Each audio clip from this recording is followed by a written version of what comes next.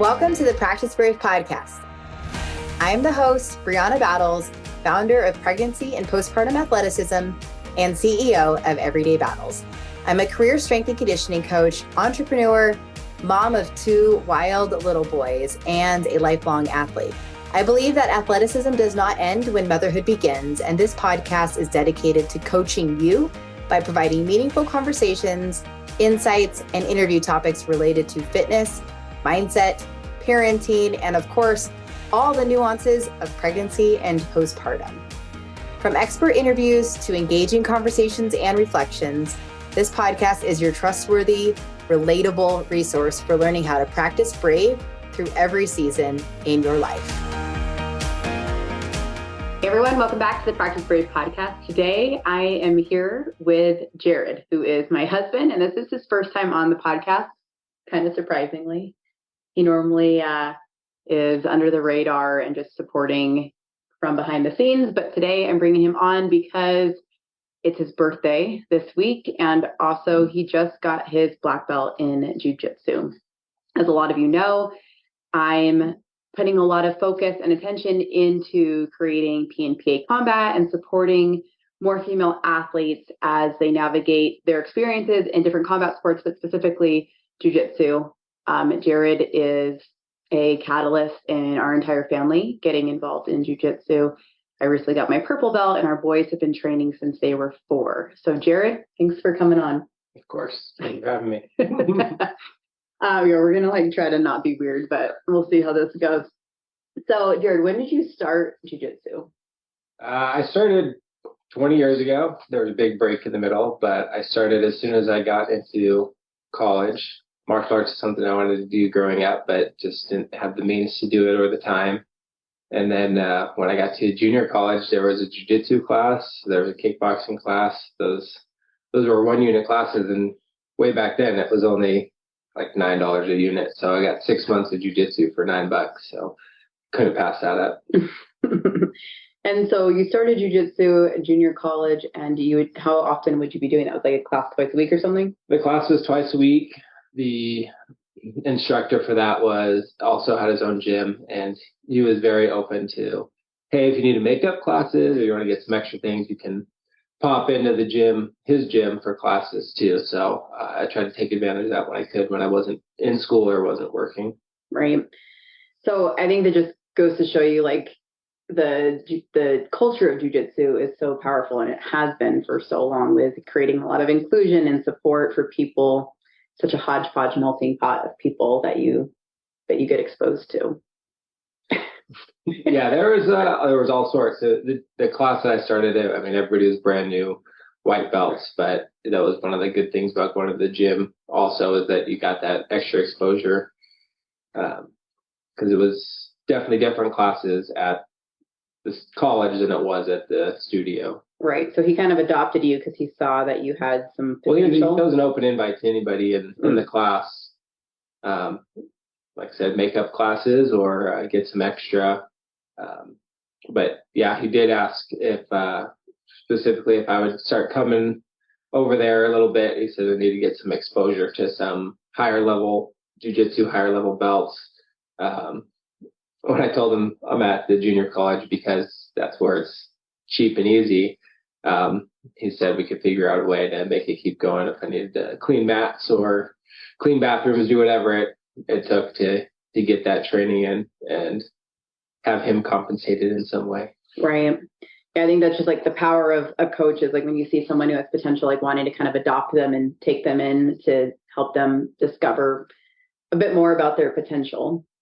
And I don't know, it's been interesting because I can remember, we've been together for a long time, but I remember, Jared was always really into UFC and MMA and jiu-jitsu, but it was something that he, again, was never really allowed to participate in, or straight up just couldn't afford it. Just young, in college, broke, working.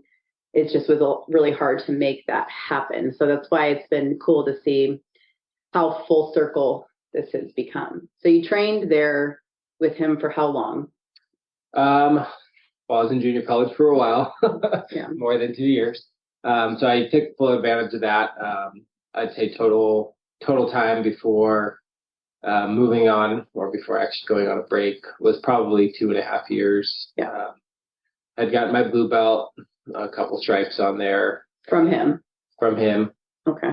And then life began, and moved out of my parents' house, started a real job, and then time and money both felt like they were not going to be conducive to jiu-jitsu for a while.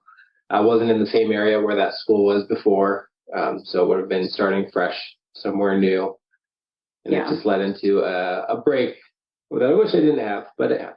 Yeah. So there's what's the blue belt reputation?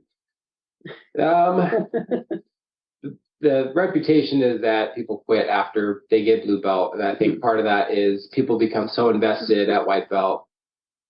They learn to love jiu-jitsu. They're all in.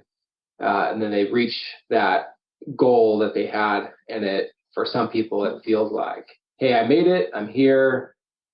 I don't really need to do anymore. Or, hey, I finally made it to that point. And now the next goal, purple belt, is so far off that this seems like a good place to step out. Yeah, I know that wasn't your situation, but I think it's important because there's this ongoing joke of quitting at blue belt, or purple belt stop showing up to warm ups or whatever. I don't know. There's just different stories attached to different belt levels. So that wasn't exactly your situation, but I think you are really, I think one of the things that it is most special about getting your black belt turned 38 this week is a lot of people have seasons where they stall out, or, when we were young, we were either engaged or just getting married and straight up just couldn't afford it. We were we can't justify either the schedule or the, probably back then, $100 a month or something like that, to go. And it just felt like you can't do that, cannot pull it off. And maybe in hindsight, that wasn't true, but it felt very true at that point in time. But jiu-jitsu, that foundation you had as white belt and, dabbling at blue belt for a bit, that gave you a pretty solid baseline for then entering the police academy and becoming a police officer at 23? Yeah.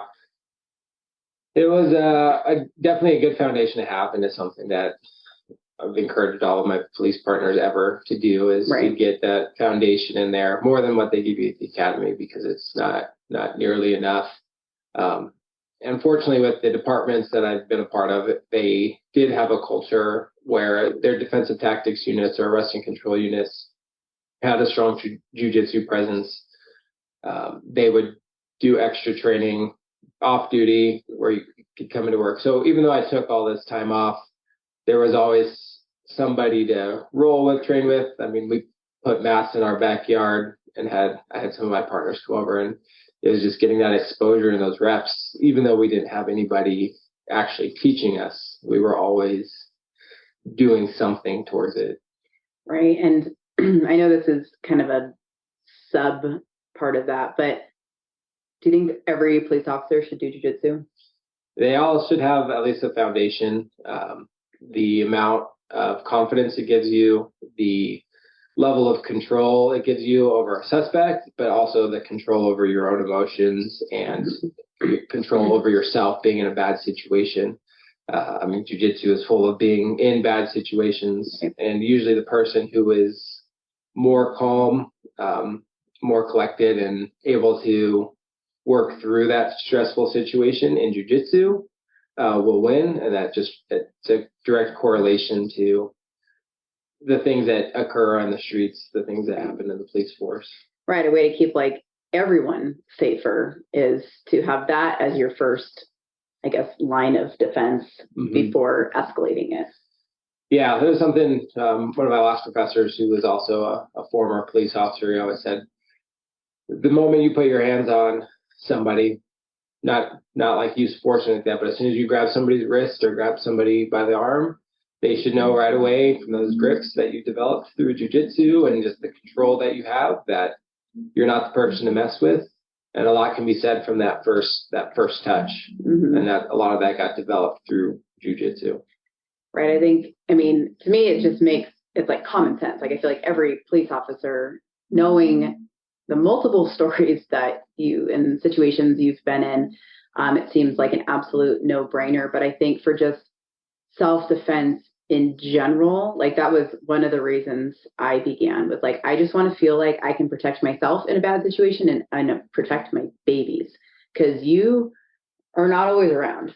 Right. And frankly, especially when, I mean, there's just so many situations of traveling alone or whatever, and just knowing what you know when you've been married to a police officer for so long is like, you have to be able to protect yourself, because they might not always be around to protect you. And even still, like, we have a huge responsibility to understand that. And I think that's hard because a lot of people want to rely on other people to protect you, and that's just not the reality. And I think that has been instilled in me for 20 years with being around Jared, is no one's coming to save you. And if they are, it might not be soon enough. So you got to be able to hold your own for as long as you can. Yeah. I tell people all the time, especially with jiu-jitsu. So I try to tell people at the police department that they need to do it, but also outside of the police department is, hey, the cops might be there. If they have a good response time, they might be there in 5 to 10 minutes when seconds matter. Minutes are a long time.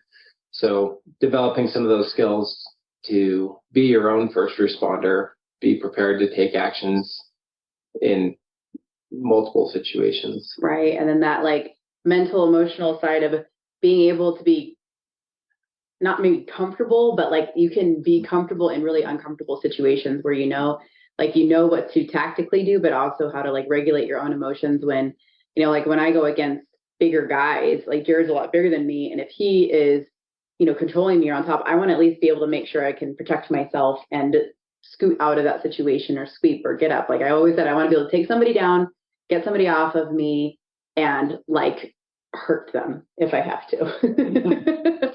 And that's a great baseline to have, though. Yeah, just being able to manage some distance, manage any damage that you may take. Because obviously in the streets, it's not jiu-jitsu. People are going to be punching and doing other things. You want to mitigate as much of that as possible. And then also be able to create those escape opportunities so that you can create the distance to get away, get some help, get somebody else, just not be in that situation or place anymore. Right. Which is, I mean, it's scary to think about, but it's basic fundamentals that you can learn pretty early on that can really make a big difference in protecting yourself or protecting someone that you love. And with our boys have been doing it since they were 4 years old. And one thing I love, especially like Cade, is like a very strong spirited child. And I think most of you know that from following along through all these years, but it helped reinforce his own self-control and reactions, and then channel his energy and his spirit really well. So I think it works both with trying to just like leverage his intensity and his, it's just got a lot of intensity. He's a spirited kid. So we got to like direct it really well and then teach a culture of respect, teach a culture of control, self-control, and impulsiveness. And I think that the culture of jiu-jitsu has really helped reinforce that for both of our boys, especially Cade, and then them just knowing, how to protect themselves at school or protect their friends. And we've had situations come up even recently where, we talked to Cade, like, it is your responsibility. Like, you are more skilled than most people your age. You're far more skilled than most people your age. You have to be able to use that responsibly and use it to protect those that cannot protect themselves enough. And that's just something that, like, maybe us as parents were a little bit more intense than the average. But I just want to make sure that is something that they are raised knowing that is, they have that skill set, they have that physical and mental understanding, and they can be able to use that really well. Yeah, definitely. It's controlling those emotions also is knowing that he does the same thing when he's in class. If he gets a little too aggro and it's going a little too hard, that it can quickly work against him.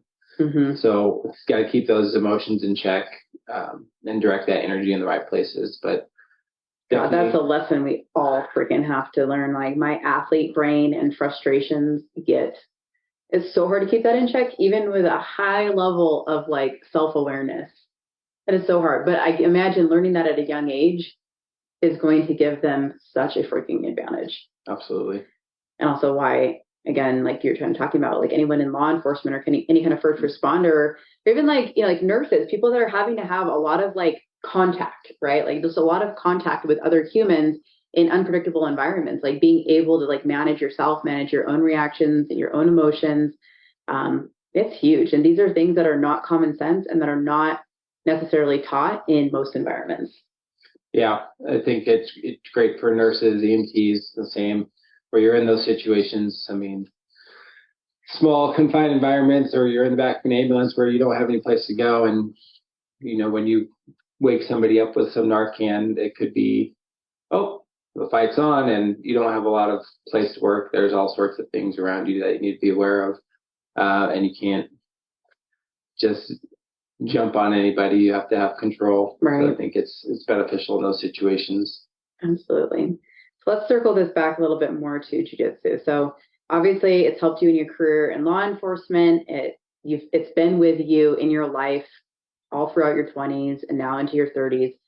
What made you start up again? So you took a little bit of a break at Blue Belt. We were young, we were broke, we were figuring out our careers and trying to get our feet under us. So what made you start up jiu-jitsu, and when was that? Something that had always been there on the back burner. Like I said, training with partners and friends was kind of a constant, but wanting to get into some structure. I had gotten on to the defensive tactics unit at my department, instructing, and a lot of that had to do, obviously I had some skills being a blue belt more than just the average person, but still had room for improvement in that sense. And a couple guys that I worked with were going to a gym that they really liked that was pretty much full of first responders.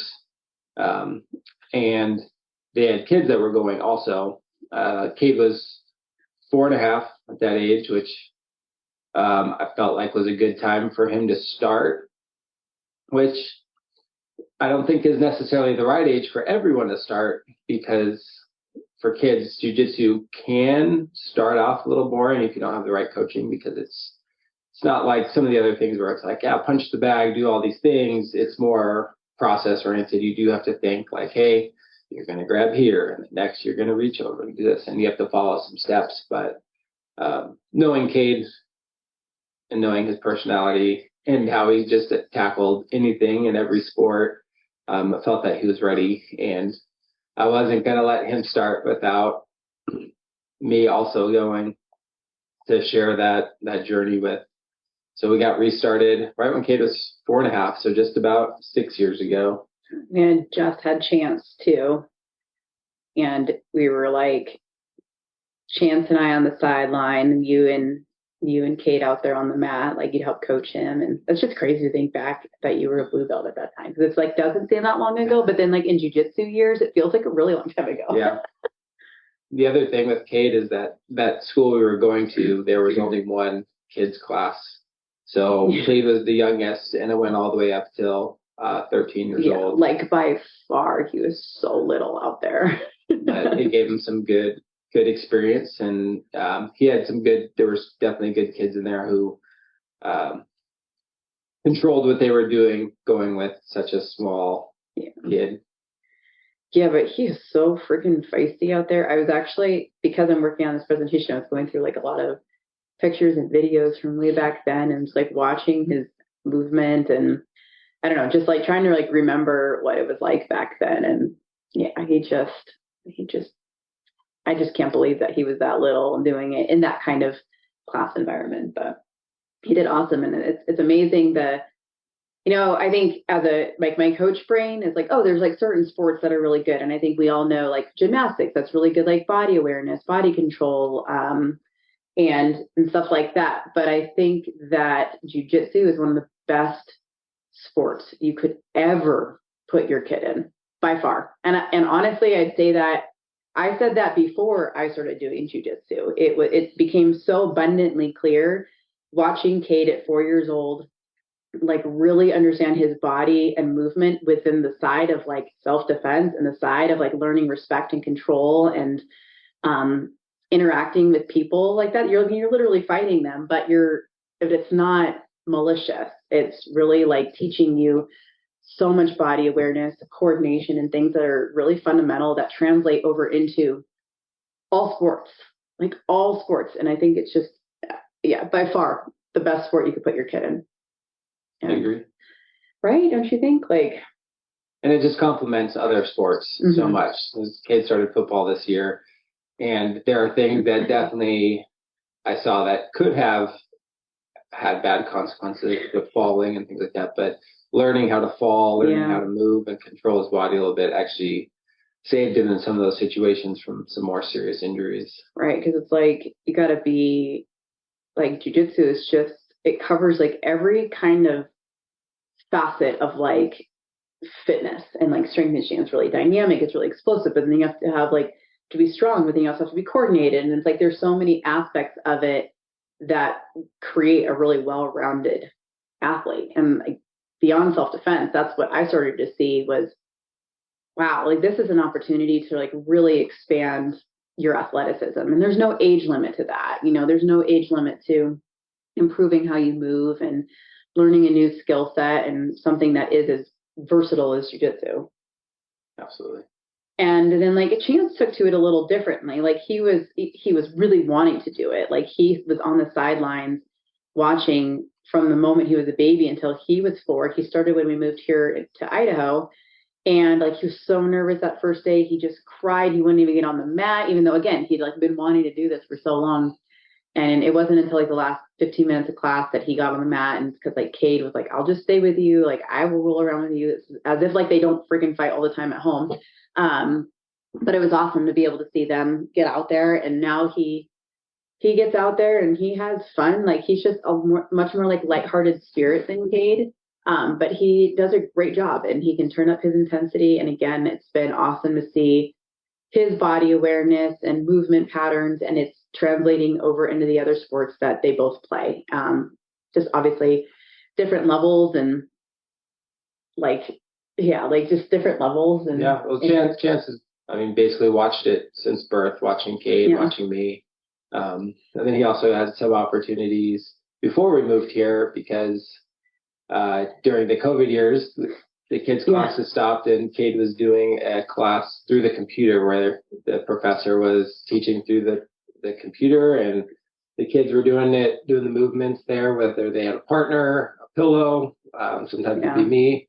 And because Chance was able to watch that, he was able to get some of the reps out of that too, and just kind of play around with it a little bit. Yeah, it's been so fun seeing their development, how they roll around together. I mean, I think it would drive most people, like it'd make most people very anxious. But for us, like they're so durable and they know how to get out of stuff and they know how to fall. And, you know, little boys fight each other anyway. And this just gives it a little bit more like safety attached to it, even though you'd think it would be the opposite. There's definitely processes instead of just wild, all out flailing, throw your body at each other. I mean, there's still a little bit of that. But it's been fun to see that, and then like have it become a whole family sport, because I bet you didn't think that was going to happen. No, that's something we talked about for a really long time. Even before I started doing jiu-jitsu again, when we were just dating, I was showing you things, trying to show you moves, and even things that would help with water polo, with just simple grip breaking of the wrists. Like, hey, somebody's holding your wrist underwater while you're playing water polo. Here's some things you can do. Not dirty, just getting your hands free and getting back. And so it translated to that too. But it's something that I've wanted for all of us for a long time, and it's pretty awesome that it's happening. Like most things, I just had to be ready for it. It didn't matter what anybody else wanted. I just have my own process, my own timeline. And we should also add that when she agreed to start, she said, hey, I will start jiu-jitsu, but I will not go with you. Because she knew that the school I was going to was, like I said, a bunch of first responders, a bunch of pretty much everybody was big, rough, and tough. And I think you needed a little bit more of the family environment, the coaching that was going to help your experience along, and then also the training partners that could match with you just a little bit. Yeah, he was at one gym. I joined Gracie Baja in Thousand Oaks, and it was good because I wanted to create my own identity. Like, I didn't want to be treated like, oh, like that's like Jared's wife or Kate's mom, and only have that. So then I have like this extra identity attached to me. I just wanted to go and like be Bree and learn and just be like an annoying white belt, which like that was my biggest barrier to starting is, and God, how I freaking circulated on this for so long. But like, I hated the idea of being this annoying, like inconvenience where people had to like, they got partnered up with this newbie white belt mom. And I just like, I hated feeling like I was like interrupting their experience because now they had to be partnered with me. And I hated feeling like that kind of inconvenience in class. And despite knowing better in my heart, and despite Jared telling me, like, it has to be something that you just go through yourself. And then you realize that like part of the evolution of your own jiu-jitsu experience and growth and journey is helping and nurturing those that are under you, that it is their day one, it is their week one. They have zero athletic experience. Like, there's growth in being able to coach and interact and move around with people that are in a way different, like, I don't know, ability or whatever than you. And when you look at it that way, like that is part of everybody's process, is you're expected to be able to help those newbie people. Like, that helps a lot. And no one ever made me feel bad. Like, that's the other thing too. Like, everyone was so kind and supportive. They assured me that like I wasn't annoying or whatever. But that was like my own ego just feeling like I don't want to, like, I want to learn, but I don't want to be like this buzzkill girl. Well, it's two parts, because it's good for the higher belts. You know, you can do these things, but do you know what you're actually doing? Can you explain it? Can you break it down to the most basics? It helps with their understanding of the movements and why certain things work. And then, like Professor Mark used to always tell us, with the training partners, it's I train, you train. Is the more that I help you develop, the better you get, which helps me in return in the future, because the better you get, the better my training partners are. So there's a big I train, you train, and then it all comes together. Some of my best training partners that I have now are people that are like white belts, blue belts, that they're learning so much, and I can see the progression. So it's like, okay, now I need to go to the next level, take to the next level. Like, it's just little steps, and it's been a good thing as a higher belt, helping those guys and watching them come along, but then also realizing that, hey, these are my training partners for life, or for a really long time at least. So it's going to benefit everybody in the end. Right. And I think that's like, jiu-jitsu is so beautiful for so many reasons. And I know like I've totally drank the Kool-Aid on this, but I don't care. Like, it's such a process oriented sport, like big, like not just like process of learning these steps, which is so intricate, which is another reason I started, was I loved the cognitive benefits of that. That's not how my brain works. I think more big picture and feeling and less thinking. That's been really helpful, but just like the process of going from a beginner and then all the different people you get to learn from along the way, like so many people, every single interaction you have, every single day, every single role, every single time you're partnered up with somebody different, like you are learning something either about yourself or about them or about jiu-jitsu. Sometimes things stick. Sometimes most things just like take forever to learn and be reinforced, but you're just constantly going against a hodgepodge of people to learn from. And it's never like you're matched up with someone super comparable to you. Like, that rarely happens for Jared because he's a much higher belt than most people. Rarely happens for me because there's still not that many like women my size or age or whatever it might be. So you, in one class, you could be partnered up with somebody who's like 40 something year old brown belt, or you're partnered up with a 16-year-old white belt, and all in the same class. You're partnered up with like just such a hodgepodge of humans and backgrounds, and it just makes such an incredible culture and process of learning that I just don't think that we get at in any other capacity. And it makes you have a process for doing the same movement with those different people, is that you have to do things a little bit different, or even just the energy transfer between a 40-year-old and a 16-year-old when you're going against them is what you have to control. That's why I think a lot of that translates over to law enforcement, translates over to self-defense in the street is you got to have some control, but you also need to know what level you're taking things to, right, based on that energy in the actual situation. Right. Even like control intensity or match intensity, and like feeling that out on different people of all different skill levels, all different ages or sizes. That's been so interesting for me to learn. And I know for you too, is being exposed to using jiu-jitsu in a controlled environment and in a much less controlled environment. Do you think jiu-jitsu has saved your life?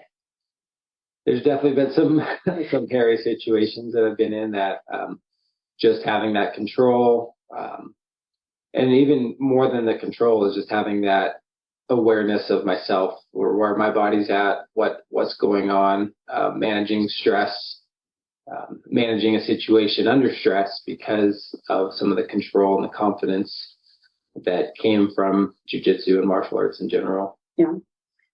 And then from a more like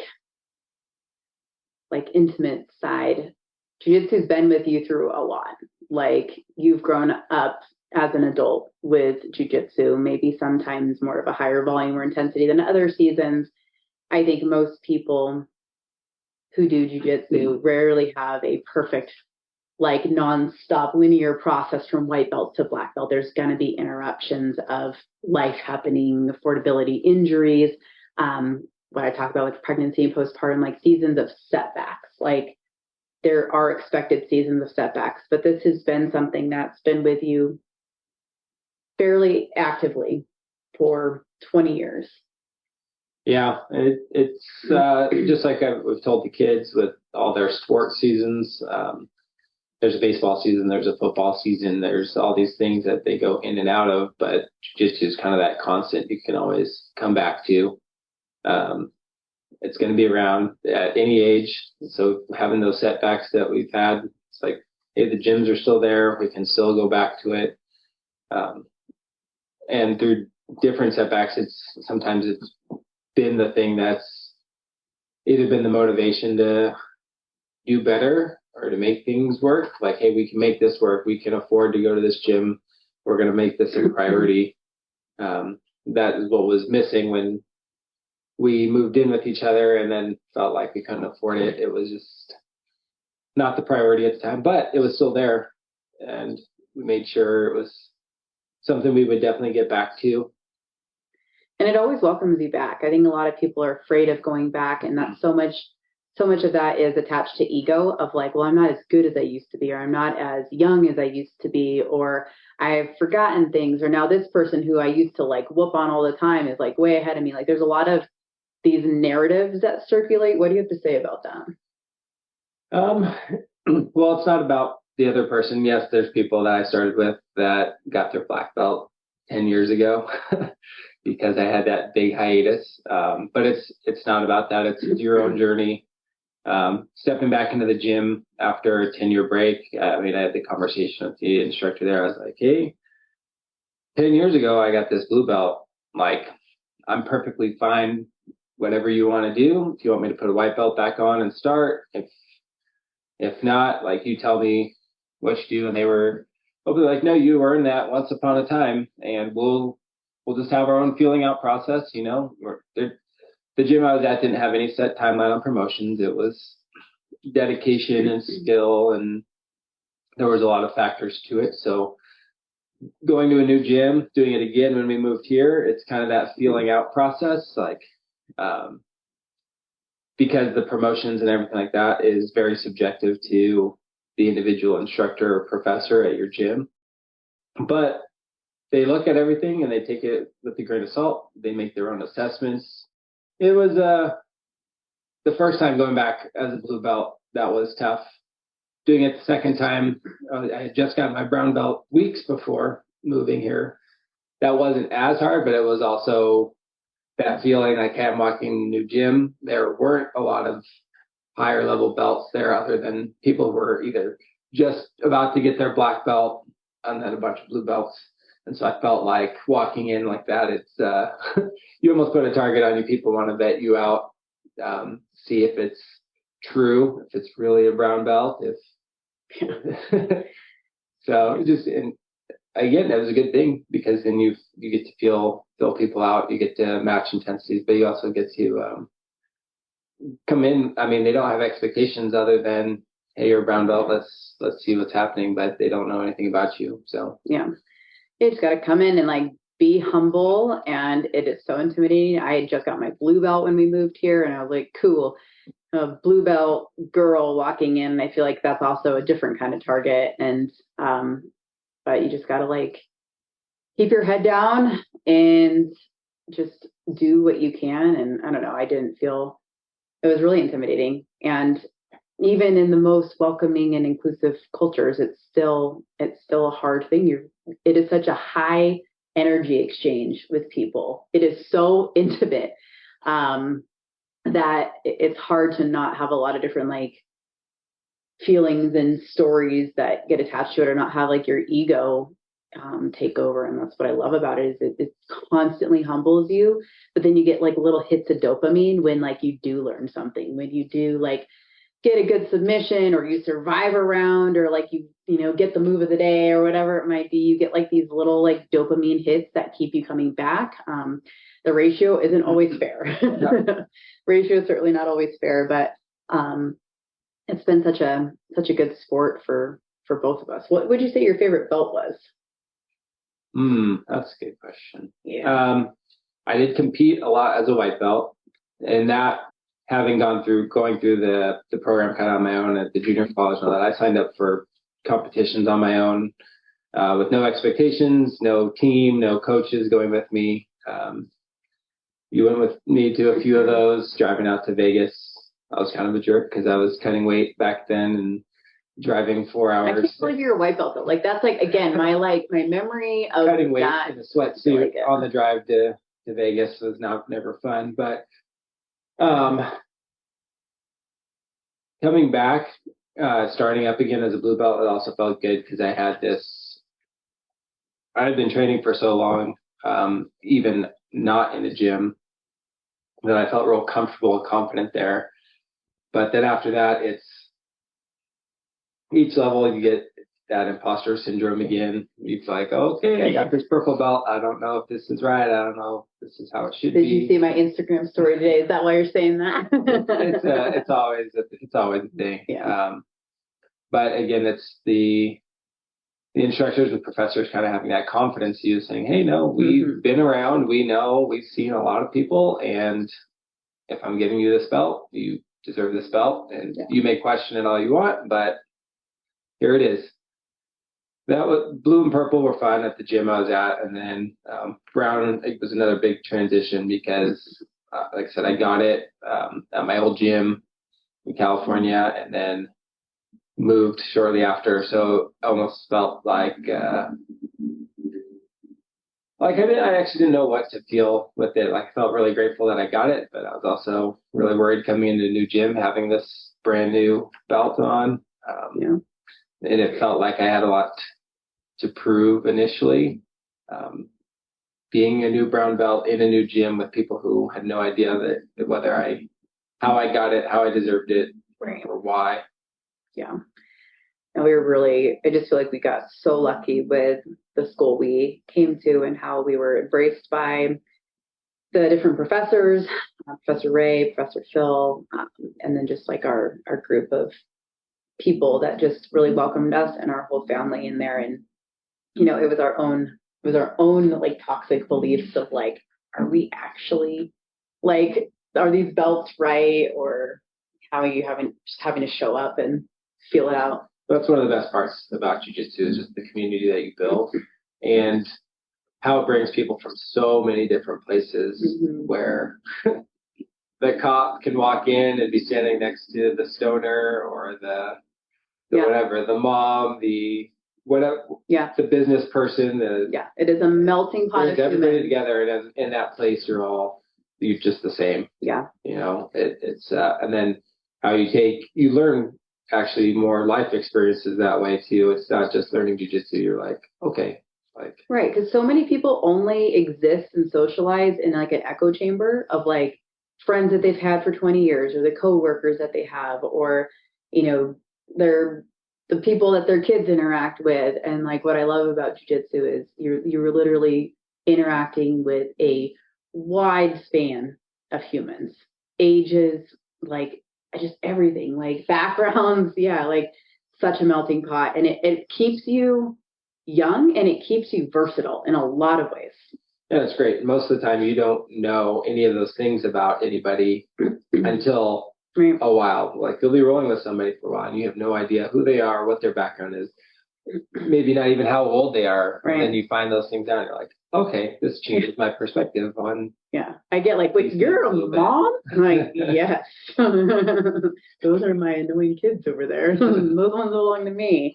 Or yeah, you're Jared's wife? Oh, like, yeah, it's so funny. And it is definitely one of the things I love about it. And I'm going to segue into this. I think, we talk about jiu-jitsu being something you can always come back to. Like, our kids, they may not do jiu-jitsu every single day for the rest of their life or whatever, like consistently. Other sports will come up, other life experiences will come up, but it'll always be waiting for you. It will always be there. But, one of the things I love about doing jiu-jitsu being older is, for most of us, our sport experiences ended either at 18 or like 22. Like that's when high school seasons of sports wrapped up, youth sports wrapped up, or college sports wrapped up. And you think that like your time maybe being an athlete or having that kind of like coaching and nurturing, being the student, being the athlete, like those seasons not just feel like they come to an end, but they do come to an end for so many of us. Like I thought it was over at 22. You thought it was over at around the same age. Mm-hmm. You played like football, basketball, all things. And jiu-jitsu is one of those things where it always keeps you in the seat of being the student, and not even just an athlete, like truly a student where you are being coached, where you're being held to a standard, where your progress is actually being measured, your progress is being rewarded. That does not exist in most situations and in most sports, especially for adults. Even if you do triathlons, even if you do CrossFit, like that, those are all kind of like you get better and like, but it's like you're on your own accord. Like, oh, I hit a PR, like cool, like I put in the work and you get this, yes. But there's something different about jiu-jitsu with the belts, with the stripes, with the interactions, with how we learn. Like, can you talk a little bit about that? That was so rambly, but you're used to that shit. No, it's just, it takes in, like, not everybody promotes for the same reasons. Some people are competitors and they're out there and they're training every day and doing that to compete. And then other people are doing it to just stay learning, just keeping a student, like you said, or the person promoting the blue belt, it could be two different people for two different reasons. One is your time and commitment. Hey, you may not be the best white belt, but you deserve it because of that time and energy. While there's others that are competing all the time and trying to get to that next level.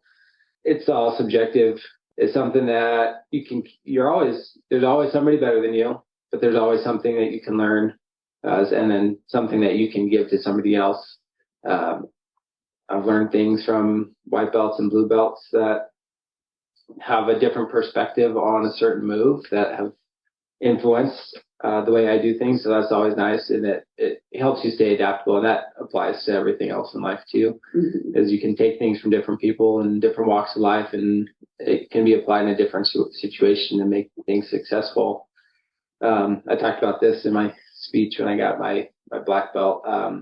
Was watching Cade when he started and watching him then go through the online thing and then actually getting back into the gym and just watching the way he, not even him trying to teach me anything, but just watching how he learned, watching how he moved and the way he thought about stringing things together. It changed a lot of my jiu-jitsu, made me think about different things. It even changed the way that I taught. at the police department, because 4-year-old, 5-year-old can learn these things. Okay, well, you just got out of the police academy. You should be able to apply some of these principles and these lessons. And jiu-jitsu is just, it's fun for all ages. Yeah. Do you think it's for everyone? It is for everyone. You get to the right gym, you get with the right group of people, and people will work with you whatever you have going on. One of the things I don't like when people say is like, hey, I'm going to try to get in shape to then go jiu-jitsu. It's not the same thing. I could have been doing all these other, I did an Ironman, did these other triathlons and stuff, but then getting on the mat and starting to roll around, it's a different bank. So instead of waiting to get to where you think you need to be to start, it's more important to just start, because it really is for everyone. It adapts to different body types, different lengths, sizes, heights, weights, because not every move works for everybody, but there is something for everybody. Yeah. Yeah. And then again, it's just the fundamental of being able to protect yourself and just having that like higher level of body awareness and way of thinking that is not taught in other sports, that is not necessarily innate for most of us, that is different than like, say, karate or other maybe like martial arts that people grew up doing. This is truly transferable from an athletic standpoint to all different sports, and from a like could truly save your life if you're a first responder, or if you are a mom with her babies and you want to be, you got to be able to throw down and protect yourself when those situations come. And I think a lot of us don't like to think about that. And the reality is, I've been married to Jared. He spent 15 years in law enforcement. There's shit that happens in good places, in bad places, in unpredictable places, in safe places. There's just stuff that happens. And so giving yourself your best shot, like I'm not going to assume that I, would be totally fine, but I want to know that I have, like, I will give it my everything. I have my best shot at being able to do whatever I can to protect myself and my family. And that is a level of confidence that I think could be so empowering for women specifically to experience, is knowing like, I will have my best shot. I will give it my best shot. I've done every single thing I can to make sure that, I'm able to do that. And I think that's empowering for all people, all backgrounds, of all experiences, have that kind of self-awareness, body control, and just confidence. It's a different level of confidence that jiu-jitsu gives you as a human. I agree. Word. Yeah, right. Your black belt speech, that was intense, Jer. That's good. Yeah, you wanted me to prepare something, but I just couldn't do it. I had bullet points in my head and the people in my head that I wanted to thank, but it was just from the heart. Yeah, it was surprising. Jared's a lot more introverted than I am. He's definitely not used to doing things like this, or standing in front of a lot of people. So it does take a bit for him to do that, but it was a speech where he just really kind of went through the process of acknowledging that it is an overall journey, and the people that have been inspiring to him, and it's gotten him through some really dark seasons of life. And one thing I really liked that you said was, like when you were in a really bad place, you wanted to be at jiu-jitsu, and when you were in a really, like when you were happy and you were in a good place, you wanted to be at jiu-jitsu. Can you talk about that? Yeah. So what I basically said was, when I wasn't feeling great, was having a bad time, was really stressed out, that jiu-jitsu is the place where I'd go to get that frustration out, that energy out, kind of focus, kind of like hitting a punching bag or doing something else, but in a constructive way. And then when I was in a good mood, that's where I wanted to be. And because I really enjoy jiu-jitsu, so why would I not want to do the things that I enjoy? But when it came down to it, I realized jiu-jitsu itself was not the sole reason for wanting to be there when I'm upset or wanting to be there when I'm happy. It was the community that jiu-jitsu has built, the the friends and family that I had in California, the gyms there, that made sure that I was okay in those hard times. And whether it was through a hard roll or that conversation on the side of the mat or whatever it is. And then that translated over here, moving to Idaho. It's just kind of the culture of the gyms. It's very much, this is two completely different gyms, but the culture of that family and the I train, you train, and we all take care of each other on and off the mats has been a huge, huge part of it. And besides the physical aspect of jiu-jitsu, that's what I've gotten the most out of being at these gyms. Yeah, I agree. That was like the first thing we did, even before moving here, was like I stalked the different gyms in the area, and I just knew, like, I don't know, the vibes felt right. And I was like, this is where we're going to go. This seems like they have a good kids program. It seems like, it's an established gym. And that I knew that like moving out here, we hardly knew anyone, and we just needed that fresh start. We needed to find community. And I knew that finding it through something that was fitness oriented, family oriented, would be really positive for every single person in our family. And it has been. It's created a lot of good friendships and versatile friendships, opened up a lot of different opportunities, changed our like minds and hearts with the sport and just with getting immersed in a new community. So it's been like really positive for us. All right, last question, I think. When people get their black belt, sometimes they cry. Sometimes. So can you tell me why? Like, what is it about that moment, since this is very fresh for you? I didn't cry. I got a little choked up, but it was, it got me. You are not, first of all, so Jared like never gets choked up. He didn't cry at our wedding or the birth of our children, but that black belt choked him up. And so I want to hear, like, what is it? And I get it. Like, I'd cry over that shit too. So, I mean, I can imagine what it is, but I want to hear from you that moment. It's just, I think you said it in one of your posts recently, like, as adults, we don't get recognition or trophies anymore. Yeah, you can do jiu-jitsu competition and get something or whatever, but it's not the same. And at a competition, you get a gold medal. You feel really good because you did something that day. With the black belt, it kind of like encompasses this whole journey, like the 10 years of jiu-jitsu or the 20 years since I started. It's like, oh, okay, like this is something I've wanted since before I started jiu-jitsu. So more than 20 years. And not that it's over, but it's finally here and accomplished is kind of an overwhelming feeling.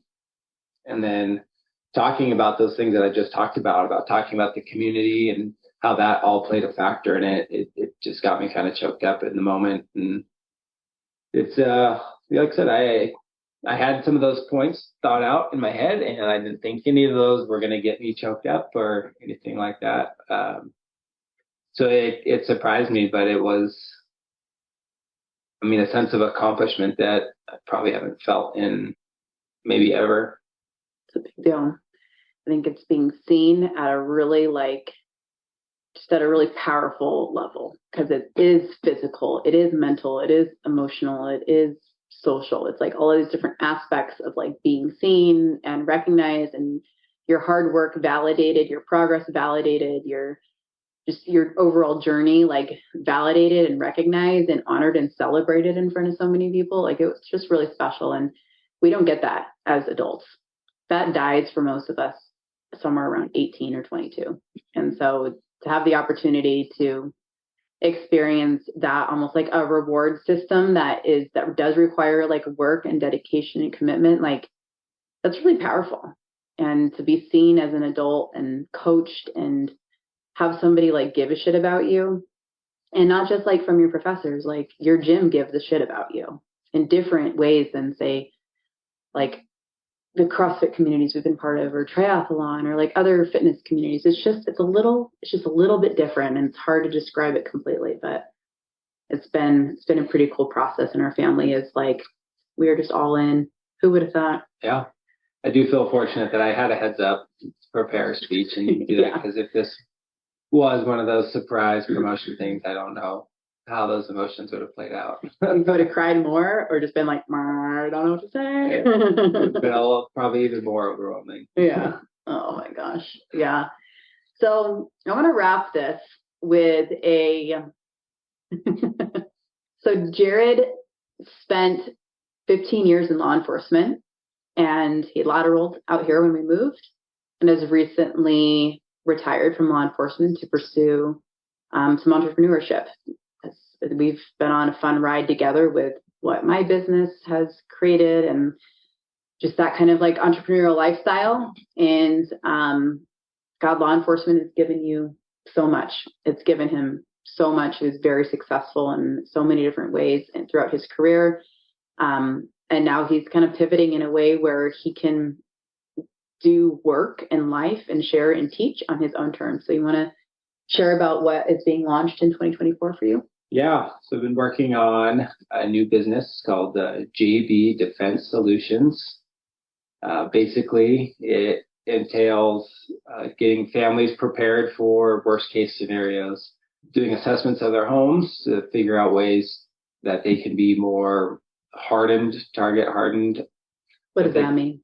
That they're less susceptible to break-ins, to any other catastrophes. So basically doing an assessment of the home, seeing what kind of improvements or upgrades they can do that will help with the prevention of those things, or will help them in the event that something does happen.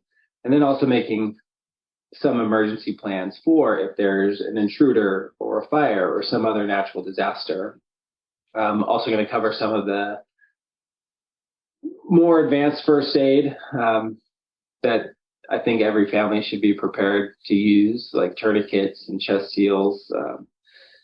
And included with that would be what will work for your family, what you should have to be prepared in the home, what you should have with you in the car.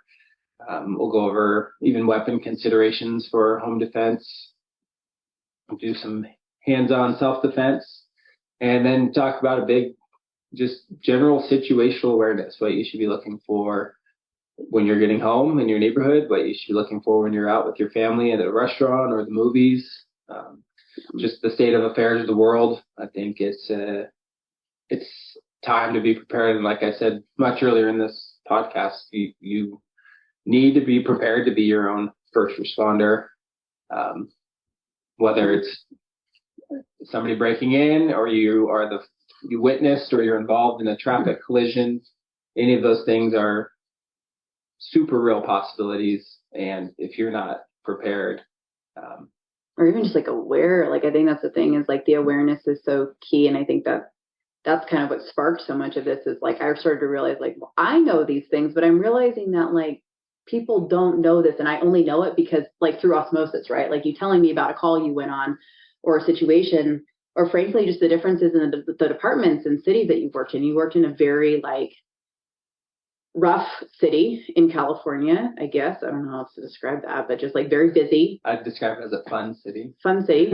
For a cop. A lot of different gang activity and things like that in that city, where maybe call times, response times were different. I don't know. I guess would depend on the situation. And then he's also worked in like a very safe city here, or so safe, so to speak, here.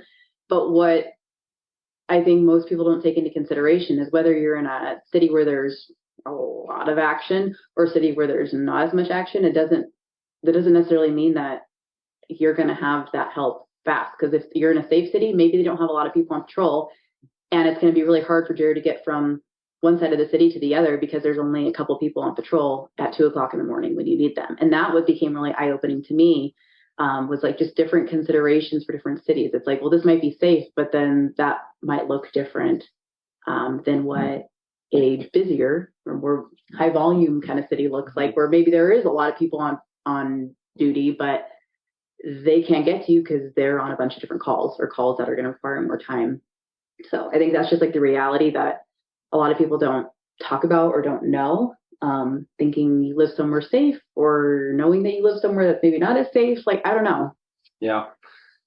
just be prepared to handle emergencies yourself, at least for the initial part, especially, I'm not just going down the home intruder thing, but a bleed or something that's bad. I mean, seconds matter. So having the mindset that you are the person that's going to be doing the medical treatment on yourself or your family member, your child, your neighbor first, will give them the time, will give you the time for those first responders, police, fire, EMTs to actually show up. Yeah. But the initial onset, it's up to you. Yeah, we don't know how to respond. Like, it's so easy to just go into like anxiety and like spiral and like freeze instead of like fight or only fight, and then not know how to like think through it.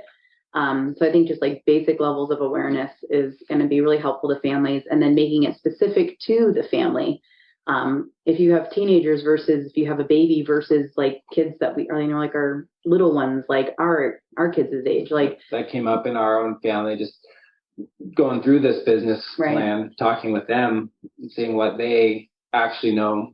Like you said, you learn some of this stuff through osmosis. The kids have been exposed to some of these things, but then talking about, hey, there's a fire in our house. Where are you going? What is your plan? It's like, okay, we actually need to have this conversation. It needs to be a conversation that's had with your family, especially little ones. Our bedroom's in the complete opposite place of our kids' bedroom. So we have different things that we need to accomplish immediately. Yeah.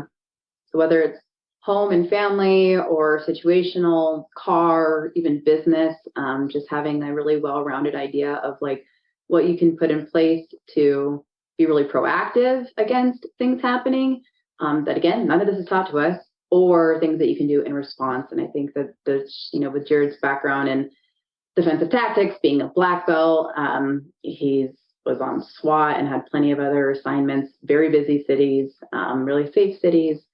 He had a really awesome career in law enforcement, and I'm excited to see how this can like practically translate into things that are going to be really helpful for a lot of different families and help him kick off this business. So thank you. It's going to be fun. It will be fun. Jared, thank you for coming on this podcast and for sharing your black belt wisdom. I think that it comes with time. Yeah, a lot of time, I guess. But yeah, thanks for sharing. And if you guys have questions or you want more insight on any of this, whether it's jiu-jitsu or some of the things that he's talked about with defensive solutions and stuff like that, I think he'd be willing to have those conversations and get us going. The new Instagram started. That JB_defense solutions. So right. Not a whole lot there yet. It's time to get a post up, Jared. It's all coming. There's a lot of information to be shared. Yeah. All right. Well, thanks for sharing. Thank you.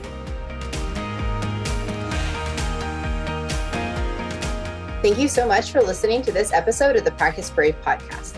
If you enjoyed the show, please leave a review and help us spread the work we are doing to improve the overall information and messaging in the fitness industry and beyond. Now, if you are pregnant and you are looking for a trustworthy exercise program to follow, I have you covered. The Pregnant Athlete Training Program is a well-rounded program for pregnancy with workouts for each week that are appropriate for your changing body. That's 36 weeks of workouts, 3 to 4 workouts each week, and tons of guidance on exercise strategy. We also have an at-home version of that program. If you are postpartum and you're looking for an exercise program to follow, the 8-week Postpartum Athlete Training Program would be a really great way to help bridge the gap between rehab and the fitness you actually want to do. From there, we have the Practice Brave Fitness Program, which is an ongoing strength and conditioning program where you get new workouts each week and have a lot of guidance from myself and my co-coach, Heather Osby. This is the only way that I'm really offering ongoing coaching at this point in time. If you have ever considered becoming a certified pregnancy and postpartum athleticism coach, I would love to have you join us. Pregnancy and Postpartum Athleticism is a self-paced online certification course that will up-level your coaching skills and help connect the dots between pelvic health and long-term athletic performance, especially during pregnancy and postpartum. Become who you needed and become who your online and local community needs by becoming a certified pregnancy and postpartum athleticism coach. Thank you again for listening to the Practice Brave podcast. I appreciate you. And please help me continue spreading this messaging, this information, and this work.